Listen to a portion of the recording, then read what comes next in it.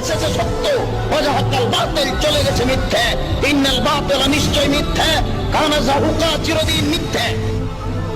হস্তমৃত্যু করা হারাম নয় বলে আবারও সমালোচনার সম্মুখীন হলেন ডক্টর জাকির নায়েক। কেন হস্তমৃত্যু হারাম নয়, কি তার যুক্তি? পুরো ভিডিওটি দেখে তার সমালোচনা করি আমরা। Assalamu alaikum, Dr. Zakir Naik. My name is Abdul Ganiyu. I would like to know the ruling on masturbation. I traveled and left my family behind for greener pasture for about 1.5 years now. I miss my wife very much. When I call her online for video chat, we sometimes end up with masturbation. I would like to know if this is sinful or not. A similar question is asked by a third questioner.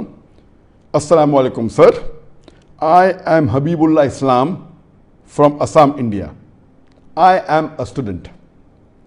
Is masturbation haram in Islam? I do this and later I regret. I do tawbah, but after some days I do it again.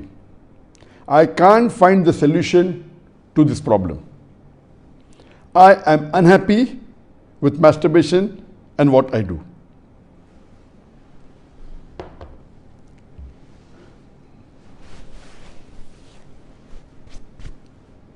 The question that is masturbation permitted in Islam is a very common question, and literally every session I have one or two people asking this question. But I've been trying to avoid answering this question, but today I decided that let me answer this question. As far as the act of masturbation is concerned, the scholars in Islam, there are different opinions. But the majority of the scholars, they say that masturbation in Islam is haram. Even though majority of the scholars say haram, there's a large number which also say that it is makruh. And there's another large number of scholars who say that it is mubah, it's optional. So I would like to say at the outset that majority of the scholars, in terms of percentage, majority, they say that it is haram. But a large number, they may not be majority, but the number is huge. A large number of scholars, they also say it is makruh, it is discouraged. And another large number, though not in majority, they also say that it is mubah. And we'll discuss this issue today, and I'll let you know that which group of scholars do I agree with towards the end. As far as the Shafi groups of scholars, the jurists, the fuqaha, amongst the Shafi and the Maliki, almost all of them, they say that masturbation is haram. And according to Imam Ash-Shafi, may Allah have mercy on him, he says it is haram, and he quotes the verse of the Quran from Surah Al-Mu'minun, chapter number 23, verse number 5, 6 and 7. If you read Surah Al-Mu'minun, chapter number 23, verse number 1 onward, it says that believers will eventually be successful. Verse number 2 says, those who humble themselves in prayers. Verse number 3 says, those who avoid vain talks. Verse number 4 says that those who do acts and deeds of charity. Verse number 5 says, those who guard their private parts, or those who abstain from sex. Verse number 6 says, except those who they have married, that is their spouses, that is their wives, and those which their right hand possesses. For them, there is an exception. And verse number 7 says that all those who cross these limits, they are transgressors. So here the Quran says in Surah Mu'minun, chapter number 23, verse number 5, 6 and 7, that the mu'mins are those who guard their private parts, abstain from illicit sex, except from their spouses and what their right hand possesses. that's an exception, and all those who cross these limits, they are transgressors. So based on this verse of the Quran, Imam Shafi, may Allah be pleased with him, he says that here the verse is very clear cut, that sex you can only have with your spouse and what your right hand possesses, and everything else is prohibited. Now, this verse of the glorious Quran can be interpreted in two ways. The first group of scholars, they understand this verse as here guarding your private part. In Arabic, it means that all types of sexual pleasures, all types of sexual pleasures. That means all types of sexual pleasures for a moment is only permitted with your wife and what your right hand possesses, that is the slave girl. And now the slave woman has been abolished. So now it is restricted to only your wives. So based on this verse, if all sexual pleasure is only permitted with your wife, then even masturbation is haram. Masturbation is stimulation of your organ, and most of the time it is self-stimulation of your private part, such that there is ejaculation or there is orgasms. But the other group of scholars say that this verse, guard your private part, it only restricted to sexual intercourse. So the verse of the Quran actually means that you can have sexual intercourse only with your wife and what your right hand possesses. Other than sexual intercourse, this verse doesn't refer to other things. So if you agree with the second group of scholars, then masturbation doesn't fall under this verse of the Quran. That's the reason the scholars are divided. But if you literally know the verse of the Quran, the meaning, it says guard your private part. So but naturally there is no explicit verse in the Quran which says that masturbation is prohibited. And what we realize from this verse, it means sexual intercourse. And there are various other verses which has prohibited sexual intercourse with people outside the marital bonds, or if they are not what your right hand possesses, if they are not your slave woman. As Allah says in the Quran, in Surah Isra, chapter number 17, verse number 32, come not close to adultery, zina, or fornication, for it is an evil opening other routes to evil. So based on this verse of the Quran, the other group of scholars, they say that this verse specifically refers to sexual intercourse. That means sexual intercourse is only permitted with your wife and with what your right hand possesses. Otherwise, it doesn't mean other things. So if you agree the meaning of this verse is only restricted to sexual intercourse, then masturbation is not included in this verse. So that is the reason scholars differ. And according to Ibn Hazm, he says that our beloved Prophet has permitted a person to touch his private part. And there are hadith, it says touch with your left hand, no problem. It is your organ, you can touch. He also says that it is your fluid, you can emit it if you want. So based on that, he says when the Prophet has permitted to touch your private organ, and that is what you do in masturbation, it is self-stimulation, so surely it is permitted. And masturbation is of two types. One is self-stimulation. The other type of masturbation is your spouse or your sexual partner is stimulating you. And no scholar ever says that your wife or your spouse is not permitted to touch your private part. So based on this, surely the other type of masturbation where your spouse touches is permitted. So when you can enjoy with your spouse touching your private part, then why can't you do it yourself? So based on this, the second group of scholars, which is lesser in number, they say that this verse does not include masturbation at all.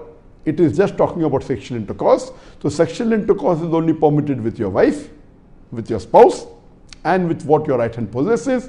It doesn't include masturbation. So that's how the scholars differ. There is another argument given by the first group of scholars who say that masturbation is prohibited, and they quote the verse, they quote the hadith of our beloved Prophet ﷺ, which is mentioned in Sahih Bukhari, volume number 7, hadith number 5066, in which our beloved Prophet ﷺ said that, O young people, whoever has the means to get married, they should get married, for it will help you to lower your gaze and guard your modesty. guard your private parts. And it continues, those who cannot marry, they should fast, for it will reduce your sexual desire. So here, the first group of scholars, they say, here the Prophet said, if you cannot marry, you should fast. The Prophet did not say masturbation. That's the reason masturbation is haram. Now this logic, to say that just because the Prophet did not say masturbate, doesn't make masturbation haram. Yes, what we have to understand from this hadith, that the young people should marry if they can. If they can marry, they should fast. That means fasting is mustahab. Nowhere does it mean that masturbation is haram, because it's not mentioned as haram. Suppose if I say that eat date, it's good for nourishment and for energy. And if the Prophet says eat date, that does not mean eating mango is haram. It means eating date is good, it's mustahab. The other fruits become mubah. So it is wrong to conclude from this hadith of Sahih Bukhari that masturbation is haram. It is wrong logic. Because for haram, there should be strong evidence from the Quran or from Sahih Hadith. So based on this, the second group of scholars who say it is not haram, they say there is no text at all anywhere in the Quran. This is the only verse which the scholars quote of Surah Mu'minun, chapter number 23, verse number 5 to 7, which they say it doesn't include masturbation. There is no clear-cut evidence. It only speaks about sexual intercourse. And there is no Sahih Hadith prohibiting masturbation. There are some daif and mawdu hadith which say masturbation is not prohibited, but that is not good enough for evidence. So we come to the second group of scholars, and we'll discuss what they say. They believe that masturbation is makruh. Amongst them is Ibn Abbas, may Allah be pleased with him, who was the companion of the Prophet. There is a person who comes to him and says that I have been masturbating. He says that masturbation is better than fornication. Marriage is better than masturbation. That means the call, the verdict of Ibn Abbas, may Allah be pleased with him, who was a close companion of the Prophet Muhammad, according to him, marriage is better than masturbation, masturbation is better than fornication.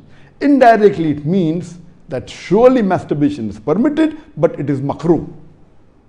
The best is marriage. If you cannot marriage, then masturbate, because it will prevent you from fornication. So based on this, the second group of scholars who say masturbation is permitted but comes in the makruh category is Imam Ahmad ibn Hanbal.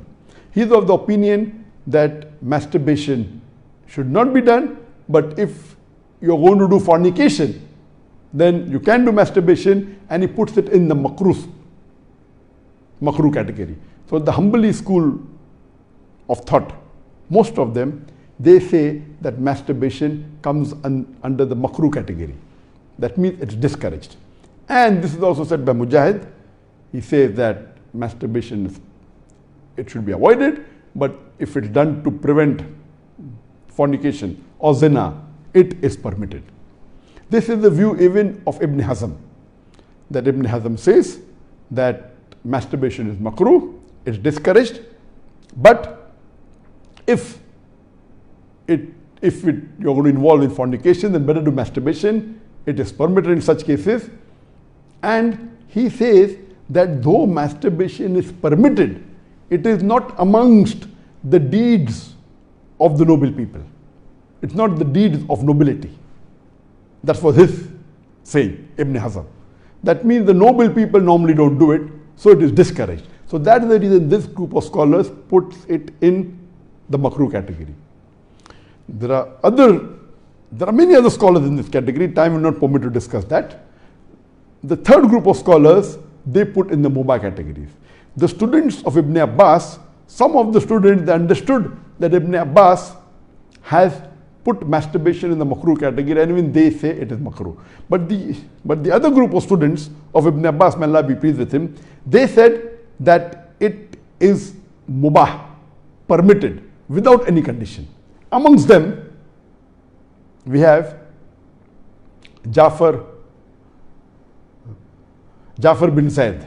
He was a tabain, may Allah have mercy on him, and he was a student of Ibn Abbas, may Allah be pleased with him, and his opinion is that masturbation is permitted, there is no harm at all in doing, it is mubah, there is no sin, under normal circumstances permitted.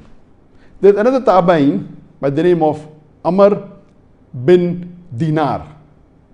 According to him also, masturbation is permitted. There is no restriction. It comes under the mubah category. If you want to do it, do it. If you don't want to do it, don't do it. It is in the mubah category. Even the famous scholar Ash-Shawkani, Imam Ash-Shawkani, is very famous. Just 150, 200 years back he was there. And according to him also, masturbation is mubah. It is permitted. It is optional. If you want to do it, do it. There is no sin. If you don't do it also, there is no problem. It is under the mubah category. And even according to Mardawi, he says that according to him, masturbation is makruh, but depending upon the situation, if it causes you trouble, it becomes in the mubah category.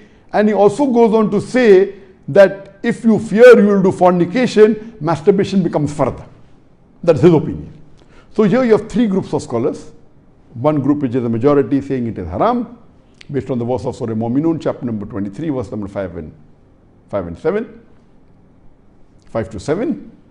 Whereas the second group of scholars say it is makruh, it is discouraged. And the third group say it is mubah, it is permissible, it depends upon you. According to me, I being a medical doctor, that in our medical college when I did my medicine, they used to say that when you ask a person, do you masturbate? 99% will say yes. And the remaining 1%, they are lying. Anyway, this is just a joke. It's amongst the medical student.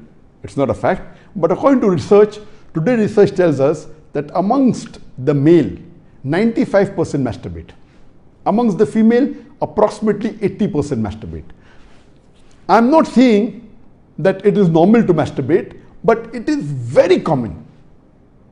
And there is a myth that which is there if you go to some of the Islamic sites, and those who believe it's haram, they say that masturbation causes blindness, masturbation, it causes nervous problem. All these things are a myth. In no way does masturbation cause blindness. In no way does it cause a nervous problem. Yes, if you do excessive masturbation, there can be certain problem, that is excessive masturbation. And even medical science tells us, if you do excessive sexual intercourse with your wife, maybe 10 times a day, even that will cause problem. So excessive anything or excessive most of the things will cause you problem. But normal masturbation medically doesn't cause any problem. If you do masturbation according to medical science, it is normal. If you don't do also, it is normal. But the majority of the people are involved in masturbation. But I'm not saying it is the norm, but I'm saying that majority people do it. So based on what the scholars say and what medical science says, I agree more with the second group of scholars, and I would say that masturbation is makruh. It is discouraged. To make anything haram, you require a strong evidence from the Quran or from Sahih Hadith. And there is no evidence whatsoever. The verse of the Quran, I do agree with the second group of scholars. For example, Ahmad ibn Hanbal, may Allah be pleased with him, and the other group of scholars, Ibn Abbas, may Allah be pleased with him. I believe with Ibn Abbas' call that it is not haram. And this verse of Surah Mu'minun, chapter number 23, verse number 5 to 7, does not include masturbation. It's not prohibited. It is restricted to sexual intercourse.